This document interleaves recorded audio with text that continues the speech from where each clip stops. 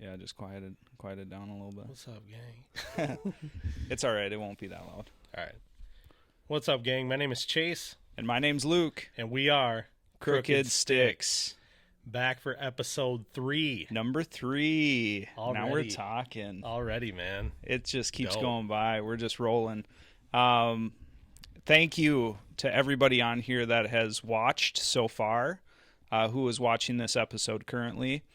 And we just want to say, wherever you're watching it, whether it's YouTube, Spotify, Apple Podcasts, iHeartRadio, if you would please subscribe. We appreciate the Hit that bell, son. hit the bell, son. We appreciate the support, and we just thank you for listening in. We're gonna do episode 3 and 4 a little bit differently. So this is going to be based off of today's episode is going to be based off of Chase's testimony.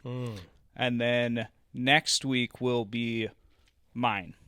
So you're going to hear from Chase a lot today. I mean, the last 2 episodes you heard from him quite a bit anyways. But oh, gosh. It's like that. Okay. Yeah, dog. Whatever, dude. Just tune out if you don't like it, you know? So you'll... Dang it, dude. What? Yeah. Just... Whatever, dude. That's what we need. That's the stuff right there. Right, exactly. Today's episode is going to be based off of Chase's testimony. So we'll talk about more of his childhood, how he grew up. We'll talk about when he came to Jesus and he really felt it, whether that was one time, multiple times throughout his life. Really hear the story behind it. And then just kind of chit-chat about what his life has been so far and how he's gotten to the point where he's at now. And Yeah. without further ado, Ooh. I personally am going to put in place a narrative on Chase's childhood from my perspective. And so when I moved here, our parents lived in St. Paul for the beginning of my life, and I moved to Wisconsin in first grade. And from what I recall and what my mom has told me, when we Shout out Renee. Shout out Renee. When we walked into the first grade class, Chase had walked up to us and asked if I wanted to be his friend.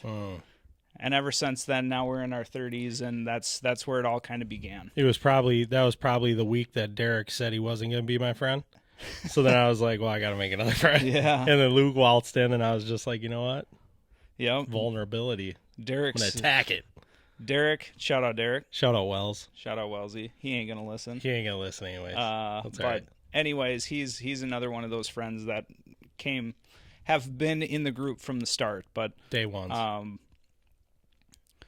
But with that, when Chase and I became friends in first grade, it ended up going all throughout middle school, and before I moved to Texas, Chase's house was the place to be. Whether it was me, my little brother, shout out Adam, Shout out Adam. and all of our friends. I mean, you had little Mikey, you had Peter, you had R.I.P. Little Jason. Mikey.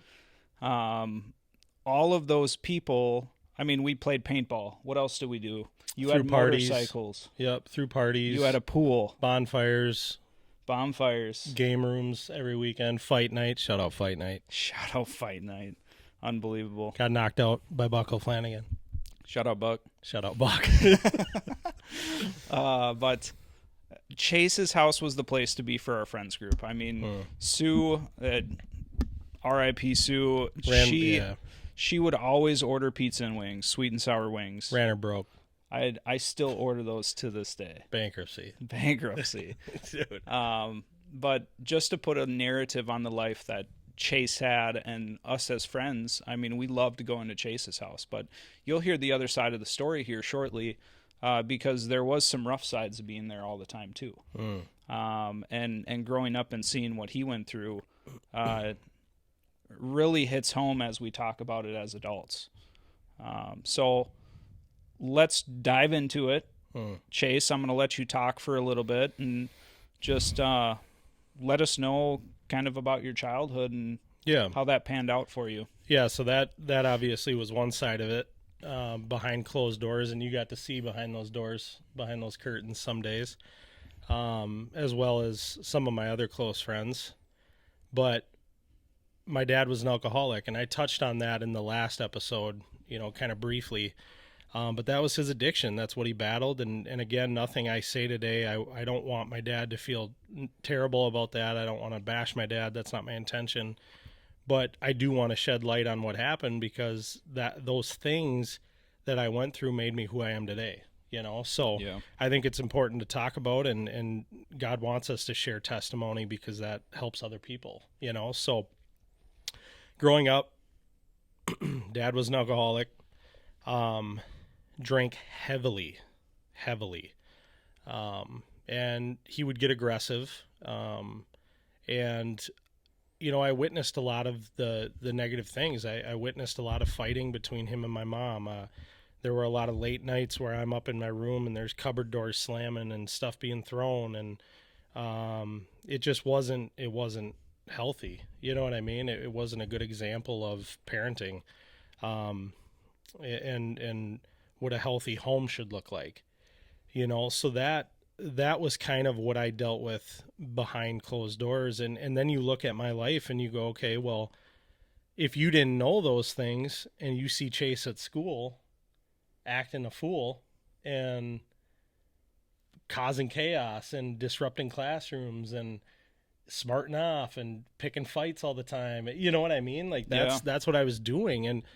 And again, there's no excuse for it, but the reality is I was troubled, man. Like I was jacked up. I had some stuff going on in my life that I didn't know how to cope with. And so whether I took that out as with attitude towards other people, Sure did. yeah, or like, smarting off in a classroom, because that's what I heard at home was people smarting off and saying negative things to each other and whatever. So I did it too. And, it caused a lot of issues in my life that I had to kind of deal with and get through. But we made it. Yeah. I think a couple of the things as we talk about fight night.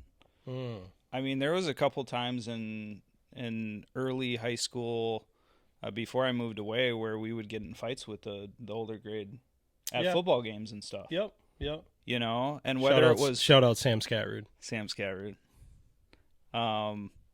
And whether it was like real beef or just like fake beef, I'm not sure how to comprehend what that was because we were so young. But I mean, just to put in perspective, us as a friends group, we were troubled. We weren't doing the worst things. I mean, we never really got into drugs and alcohol at that point in our life. Right. We stayed away from that. I mean, we watched it, but it was just more the attitude. Yeah. And more issue with authority. Right. You got to think I reached an age where you see this happening in your home. You see your mom being put down, you see your parents arguing all the time, and it's not fair to my mom, right? That my dad's battling with this addiction and taking it out on everybody else around him. And so I reached a point where, now I'm 15 years old. I'm not a small kid by any means. And I'm like, you know what? I'm going to stick up for my mom. Like I'm going to start standing up. I'm going to get in between him and my mom. I'm going to do some things and kind of push back a little bit. And that even made it worse. I mean, that just made the issues worse, and it damaged me and my dad's relationship to the maximum. Right. And so that's even today you look at me and my dad's relationship and it's not great. We're working at it. Yep. But there's a lot of damage that comes from that, and that's what was tough is I watched this addiction just terrorize his life and damage his life, not only his life, but the people around him. He ruined relationships. He ruined jobs. He lost jobs because of it.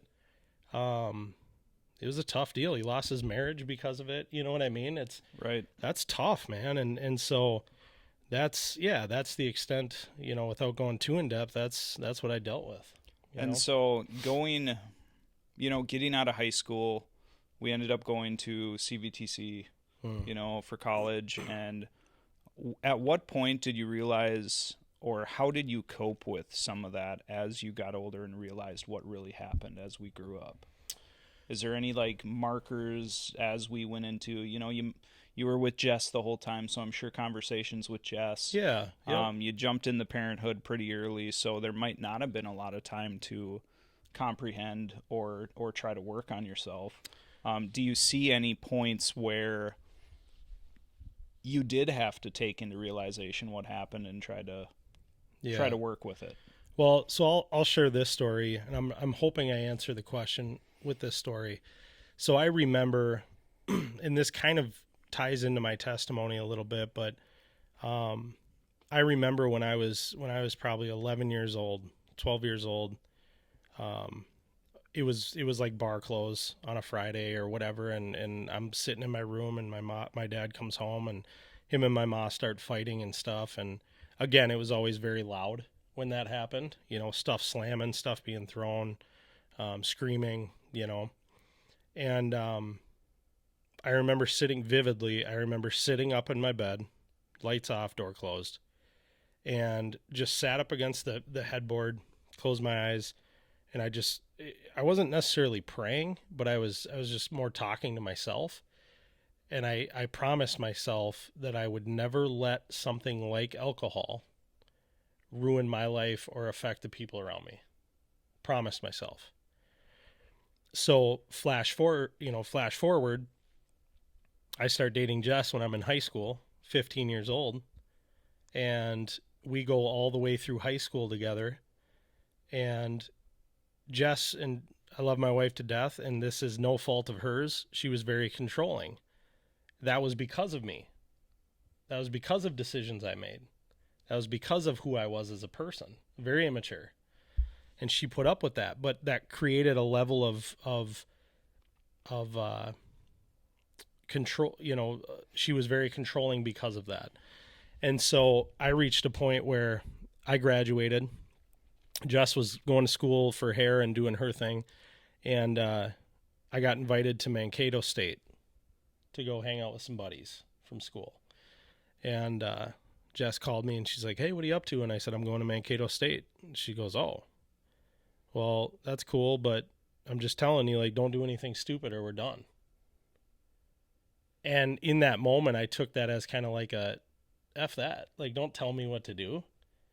It was kind of like a breaking moment where I was like, no, I'm 18 years old. I'm going to go do whatever I want. I'm a guy now. You know what I mean? Mm-hmm. So I go to Mankato State. Of course I drink. She finds out about it. We blow up on each other and we split. And so now I'm kind of going down this path of, rebellion and wanting to just do whatever. I'm drinking a lot, heavy, a lot, smoking weed every once in a while, just doing dumb stuff that I know I shouldn't be doing. And that was my way of coping with some of the things that I had dealt with. Yeah. So when you say, were there moments where I kind of looked back and realized what I had been through? I think at first it was more of a realization of like, man, that was tough. Like, that sucked. And I got pain that I'm dealing with. Mm-hmm. And I got stuff built up that I haven't really shared with anybody. And so I'm just going to drink and I'm going to make dumb decisions to kind of deal with it. Try to push it down. Yeah. Bury it. Yep. Which that leads to more of the story, but I'll let you continue. Yeah. No, I mean, that's definitely a good point to the story of how it panned out for you, and that's just the starting point. Yeah. And so after that, let's go into the true testimony. Yeah. And at what point in your life, it's kind of branching off that question I just asked you. What point of your life did you feel God? When did you accept him? When did that happen? Because it could have been multiple times in your life. Oh, for sure. Yeah. And I would say mine was one very solid one. All right, let's hear it. And so keep in mind that little boy sitting up in his room, leaning up against the headboard and crying and telling himself that I'm never going to allow that to happen to me. Remember that. So I split with Jess, start drinking heavily, smoking weed every once in a while. I'm making these bad decisions, right? That I know, I know this is dumb, but I'm doing it because that's my way of coping with the pain that I'm feeling, right? And so I'm doing all this stuff, and I remember I went to a party and I got hammered. Shout out Cole Revin. Just got married. Just got married. Shout out Cole Revin. Congrats, guys. We're so happy for you. But no, I went to Cole Revin's house, got absolutely hammered. And I actually, you know what? I still owe Cole's mom. Shout out Cole's mom. I still owe you a toilet seat. I ripped her toilet seat off on accident when I fell over in the bathroom. Shout out Cole's mom. Anyways, so I got absolutely hammered. And the next morning, I woke up, got in my car, started driving home. Now, when you leave Cole's house, he's on the south end of New Richmond, and my ma at the time was living in Somerset, on the north end of Somerset towards Osceola. So I had a little bit of a trek. You know what I mean? And I'm probably borderline still drunk at this point. And I'm driving, and I had to make multiple stops on the side of the road to open my door and puke. That's how bad I was, right? Oofta. Oh, it was bad. And so I'm driving, doing my thing, puking, drive, puke, drive, puke. And finally I got to the Somerset exit, the Somerset off-ramp, the Richmond off-ramp to come down onto the highway to go to Somerset, right by the golf course there. And as soon as I took the turn to go down onto the highway, I pulled over, opened my door, did it again, shut my door, put my head back, and I just sat there with my eyes closed. And when I opened my eyes, I looked in my rearview mirror, and I was looking right into my eyes. I could see my reflection. Mm-hmm. And it was in that moment that I was reminded, it's like God was just telling me, like, hey dude, I'm going to put this on in your memory bank. I'm going to pull this one from your memory bank and let you think about it for a second. And I was instantly reminded of that 11, 12-year-old kid sitting in his room crying because my dad was doing his thing and freaking out at my mom and throwing stuff and drunk. And I was reminded of when I told myself and promised myself I would never let something like alcohol ruin my life or the lives of those around me. Yeah. So when you say, when's the first time I felt God, I would say then, in that moment. And I drove home. I thought, you know what? I just got to get home. I got to talk to my ma. I gotta get this right, you know? So I started driving home, made it home, walked in the door, and who's standing at the sink, staring at the door, pissed off right when I came through the door? My mom. And I'm like, oh no, what did I do? So I come in and I shut the door and I'm like, oh, hey, what's up, Mom? And I look terrible, you know? And she called me out. She goes, you look terrible. You look bad. You look rough. And I'm like, yeah, I get it. I can hear her voice saying that. Yeah, she's like, you look rough right now. And I'm like, I get that. I said, I got to talk to you. She goes, good, I got to talk to you. Sit down. And I went, oh, here we go. And I haven't seen my mom mad very often, right? Mm-hmm. And she looked very, very disappointed. So I go, yeah, what's up? She goes, so you've been applying for jobs, huh? I go, yep. She goes, you've been smoking weed, huh? I go, yep. She goes, and you didn't think to maybe put your cell phone down on your test result sheet? You put your mom's house number down? And I went, no, yeah. And she goes, well, you won't be working at Target because you failed your P test. And I'm like, all right. You know, I was just like, dude, what? Like, come on. So this just made it that much worse, right? I'm like, oh, gosh. So now I'm sitting there. My mom knows I've been smoking, which I was going to tell her, like, whatever. And I'm just like, and drinking. And so I'm telling her, I'm like, Ma, listen, I just had this realization. This isn't what I want.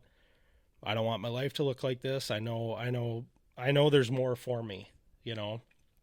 And, I'll never forget it. She just looked at me and she was so kind, you know, the way she said it. And she just said, Chase, she goes, God's got way more in store for you, more than you could ever imagine.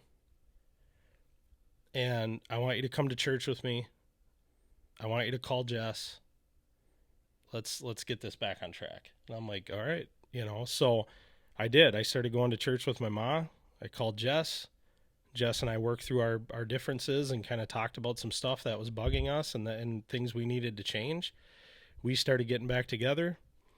And eventually I went to school. That's when I think I came and got you and brought you back up here. Yeah. And you lived with us for a while, Jess and I, and got engaged. And then Jess and I decided we were so like on cloud nine when we got engaged. And we had been going to church and we had been just surrounded by people that were on kind of the same path we were, like made some mistakes and trying to get it figured out and wanting to accept Jesus and live a more God-centered life, you know? And so we both decided, I think it was the day after we got engaged, like, yeah, we're getting in the pool, man. We're getting dunked. We're doing it. We're all in, you know? And it was so cool. It was just awesome. All right, so you were able to get baptized, you and Jess. Yeah. And so how does that, or all of this together, what does that shape you into now? How do you feel about that, and what does life look like now for you that you did that at that point? Yeah. And came back to? Yeah, I think it changed everything. Again, when I made that decision to accept, you know, Jesus into my life, that was huge. That was key for me. Yeah. Because that takes, I mean, you're never perfect and you never will be, but it takes that mindset you have, that old mindset, and it completely switches it. And, you know, you're constantly growing, you're constantly learning, and growing closer to God. And it's a journey, man. It's such a cool journey to be on, especially with my wife and then raising kids. And, you know, one thing I think that's awesome is, you know, now I'm a dad of two and I'm looking at life a lot differently than I used to. And so it's looking at it and saying, you know what, I might not have had the greatest dad from a parenting perspective, but I can be that for my kids. Right. You know what I mean? I don't have to follow that direction. I don't have to go down the path and do the things my dad did. I can step away from that. And I feel like so many kids, they don't realize that you can go the other way. You know, so many kids grow up and they become a product of their environment. I've said that before. They become a product of their environment. They're surrounded by alcohol. They're surrounded by drugs. They're surrounded by bad behavior. They're surrounded by this and that. And so they think that's okay. You think that's normal. And so what do? You usually, the statistics show that kids just kind of follow suit. Yeah. Because that's what they know. That's what they know to be okay. And man, I tell you what, it's okay. You got it. Just take a step back, man. Take a step back. You have another path you can go. Break that cycle. Break that norm that you've lived with your whole life. Step outside the box. And I think that's important, not only for us as dads, but for us as men, that we all have a chance, even if it's just one person in our life, right, to influence or try to help. Yeah. You know, because absolutely, you might not always see it either, right. You know, being on the outside of it. Yeah. Of course, like when we grew up with you and your family, I mean, maybe we thought it wrong. Maybe it was just our lives. You know, we spent so much time together that it was just, we were used to it.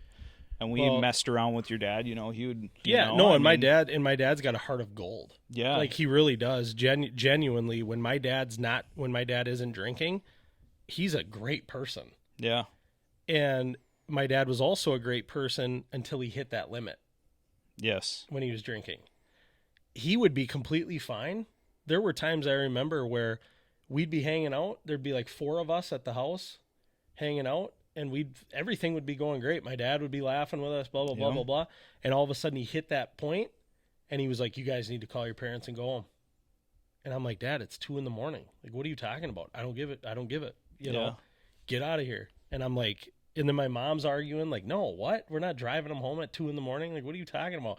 You know, so he had that point where that switch would flip, you know, but no, man, my dad's got a heart of gold, and He's genuinely a really good dude. He really is. But yeah, that's just something he dealt with. And I will say this, because I want this to be known too. What's even cooler is, yeah, God took me out of that situation and kind of took my life and did a 180 with it, and I'm forever grateful for that. The other cool thing I got to experience was my dad has been sober now for like over 10 years. It's been a long time. Super cool, man. And that also is because he understood finally for the first time in however many years. You got to think my dad started drinking when he was like 11 years old because his mom owned a bar. So I saw a picture one time. My mom was going through old pictures and stuff. I saw a picture of my dad. I'm pretty confident he had a cigarette in one hand, a beer in the other hand, and he was like 12. You know what I'm saying? Like, that's Yeah. the life my dad grew up in. So you talk about product of your environment. My dad grew up in that. That's how it started. And Didn't then know guess what? anything He different. didn't know no different, so he went that way. And look where that got him. You know what I'm saying? Yeah. But he fought that for so long, that addiction, and he would try. And I remember him going to treatment centers and doing all the stuff, and he would try so hard. And it was until he finally realized, I cannot do this on my own.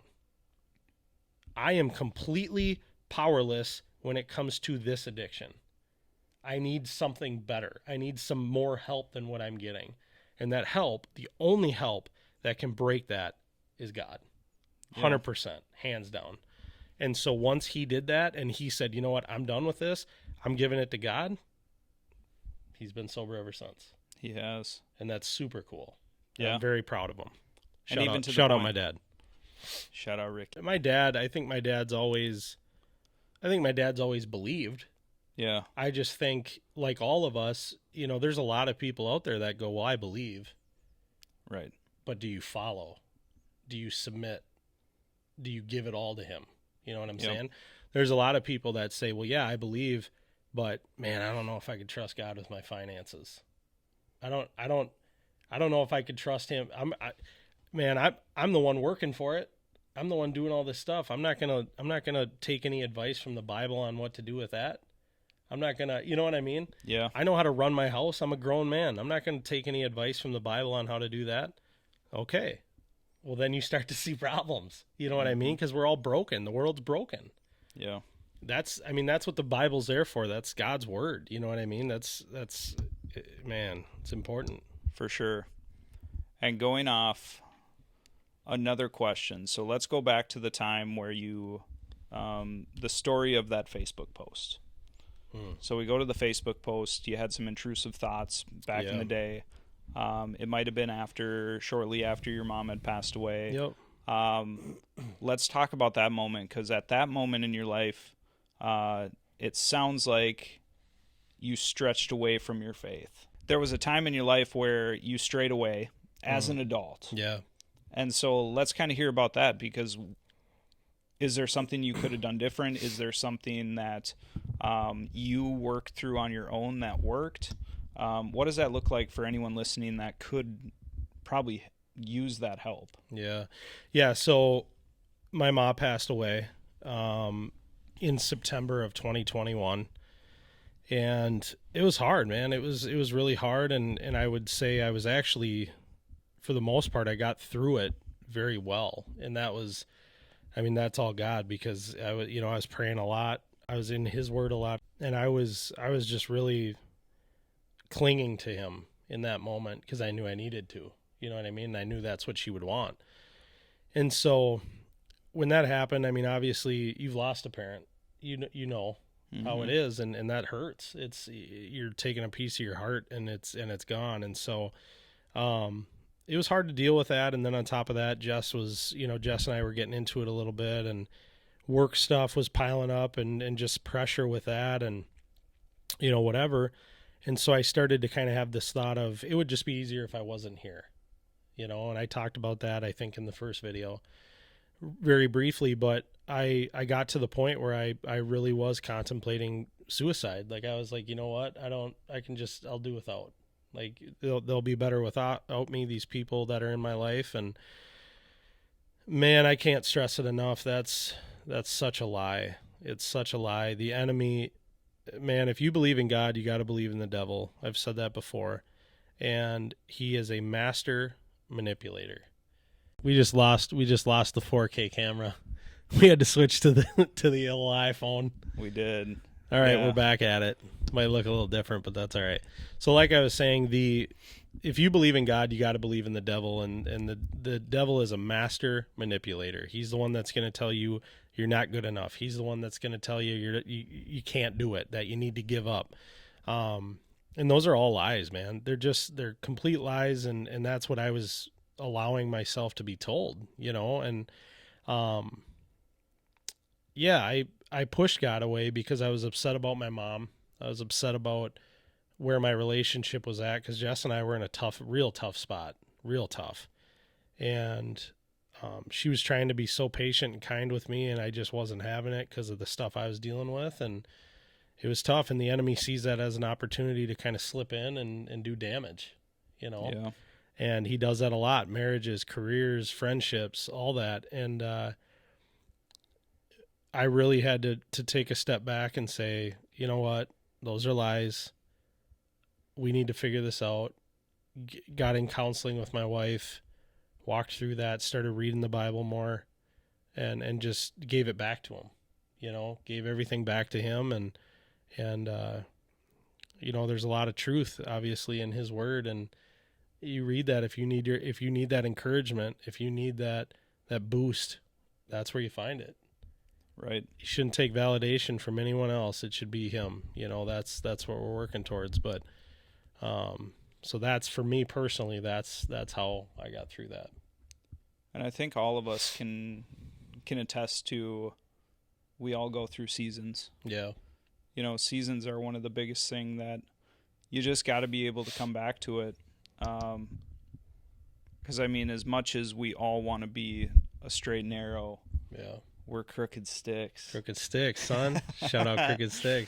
But Stix. Going off of that, that's a good point. And I will add that, you are going to, I dealt with this for the longest time, and until I finally understood it. You are going to have seasons where you push God away. Mm-hmm. You will. That's life. We're only human. You have your ups and downs, right? And so sometimes when you're in those downs, it is easy to say, God, you know what? No, you ain't doing nothing for me right now.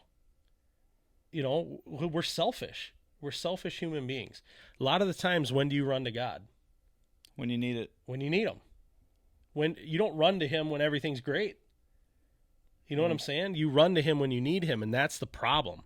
So when we're in those downs, it's easy for us to say, God, no, you ain't helping me. Get out of here. And I'm going to do this myself. Well, how's that work out? You know what I mean?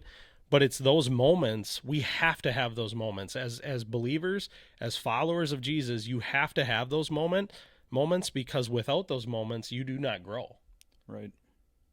Those moments are the times where we go off and we try something on our own, and then we realize that was dumb. I need to mature in you know what I mean? I need to mature in this.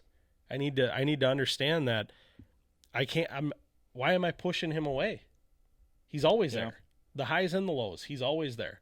And so you dive into your word, and you're reading, and you're growing, and you're learning, and he wants us to have those moments of doubt. He wants us to have those moments of pushing him away, because it does draw us back to him, and it draws us closer. And that was the hardest thing for me to wrap my head around, but I finally understand that, and that's huge. A lot of shout-outs in this episode. A lot of shout-outs. Shout out. We just shout out everybody listening. Yep. Shout out to you. Shout out to you. Hey, yep. You. Shout out to you. Shout out you in your undies right now at 12 p.m. watching this. You're supposed to be getting ready for bed. You got work tomorrow. No, but I think Jelly Roll says it best, man. Shout out Jelly Roll. Shout out Jelly Roll. Throwing up Hail Marys. You're just throwing up prayer when you need it. It's just so important to find your way. Find the connection you have with them. Dig into the word, and you will lose it. You will have these seasons we talk about. The seasons they're troubling though. Yeah, oh yeah. Because then you put everything, it's kind of like I talked about, I think, in the first episode, is the backpack. You're Yeah. putting all the weight back on yourself. And I struggle with that a lot. But anyways, let's get back to you. That's another because episode. Yeah, that's another episode. We'll dive into that next week. But I mean, what's some last words you have? I mean, for the episode, being that it's your testimony. I mean, is there anything you can tell the people listening? You know, what helped you? Where do you go from here? Yeah. What do you see the future hold? Yeah. What can you throw out there? Yeah, I guess what I would say for advice is, and whether it's a kid listening, whether it's an adult, you know, whatever, it is never too late to break the cycle, right? It is never too late to break the cycle. Maybe you grew up in a household filled with addiction. Maybe you grew up in a household with, absent parents. Maybe you grew up and were the victim of, or not the victim, but maybe you were a bully, you know, and you had people in your life that were also mean to other people, and you witnessed that. Whatever it might be, whatever bad habit that you have, or whatever part of your life that has stuck with you since childhood, it's never too late to break that. And I think it's important. It's important to help others with that too. You know, that's something I've never wanted to really talk about my life, because I'm like, no, I don't want to talk about it. There's a lot of pain there. There's a lot of guilt. There's a lot of bad feelings, just emotions towards my dad, or towards this or towards that. And you know what? You got to wrestle with that, and you got to deal with that and move forward so that you can help someone else. And that's what's huge to me now, is I just want to help people. If there's a kid listening that's kind of in this situation, I just want to help somebody. If there's an adult going through something and I can relate, I want to help somebody. And I think it's important, any experience you have in your life, I think it's important to share it, and just how you get through it and how you cope with it, and be a light for other people, you know. But no, I think the future for me, it all it looks like, man, is just trying to love God, love others, and be the best version of myself that I can be each and every day. It's perfect. And I think even if, you know, those words that you said, you know, whether it's a bully, whether it's this, even the most perfect family can have some issues. We're all jacked. Crooked So Stix. Even if you have the most perfect life, there's something, you know, that you're feeling. There's something you inside can of break the cycle. Yep. Yeah. So no one's perfect, but maybe your ma cooks trash potato salad, and now she passed you the recipe. Yeah. Break the cycle. What do you do with it? Make your own potato salad. You know what I'm saying? Yeah, throw that away. Throw some raisins in there. You know what I'm saying? Yeah. Throw some Yeah, throw some raisins in it. That might help your potato salad. Whatever, just spice it up. Spice it up. Whatever it is, break the cycle. Man, shout out to my dad. Love my dad, man. We're you know what, I'll also say this before we close out. I think it's important too, those things you feel pain about, you know, maybe the people you feel pain toward, that have caused pain in your life, the people that you've had beef with in the past, or that have just those feelings, right, that maybe you have with other people that don't sit well with you. I would encourage you to reach out to those people and just squash it. Even if it's 20 years later, 10 years later, whatever it is, I encourage you to do that, because, man, it feels so good. I've started doing that these last few years. I did it with my dad right after I got married and baptized and stuff. Or baptized then married. I shot my dad a text one night at like midnight, and I was like, "Listen, man, I'm really sorry. Really sorry for everything I did to you, all the things I said, all the, you know, the attitude I gave you, everything. I just want to apologize for it. I know what you were going through. I get it.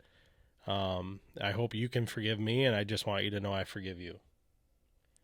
You know, so I've done that with my pops. I've done that with guys like Tanner Olek. Shout out Tanner Olek. Tanner Olek, if you know if you went to school with us, you know how much Tanner Olick and I disliked each other.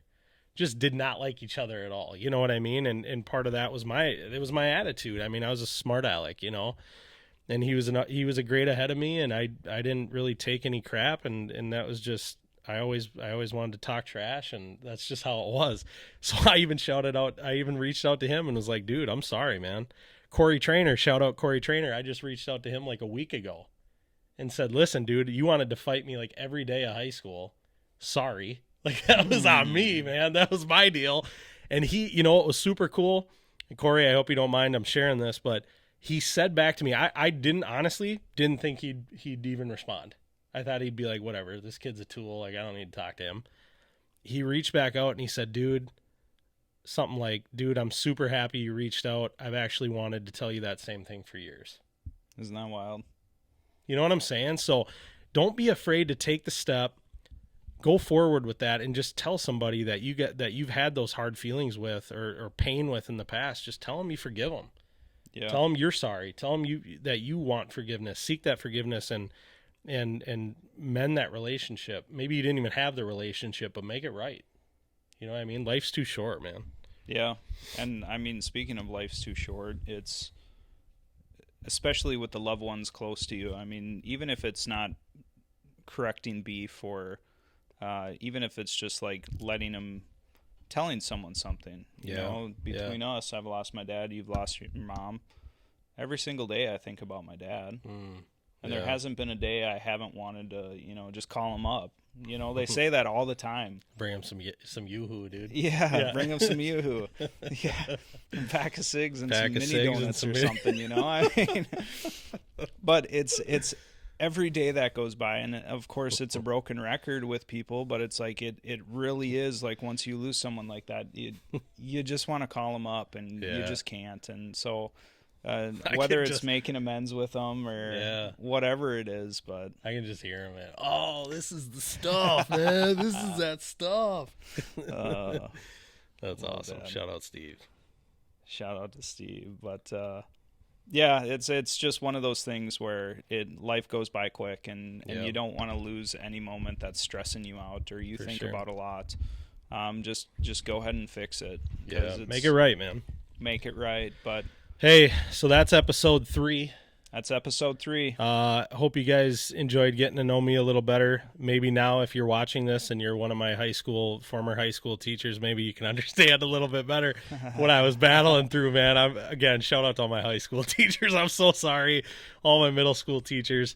But man, yeah, that's a little bit about my life. And I'm thankful, very, very thankful to be where I'm at today. To God be the glory on that. And next week we're gonna tune back in. We're gonna touch base and talk about Luke and share some insight on who Luke is and his upbringing and some of the things that he's battled through, and then how he found his faith as well. So appreciate you guys rocking with us. Crooked Stix out.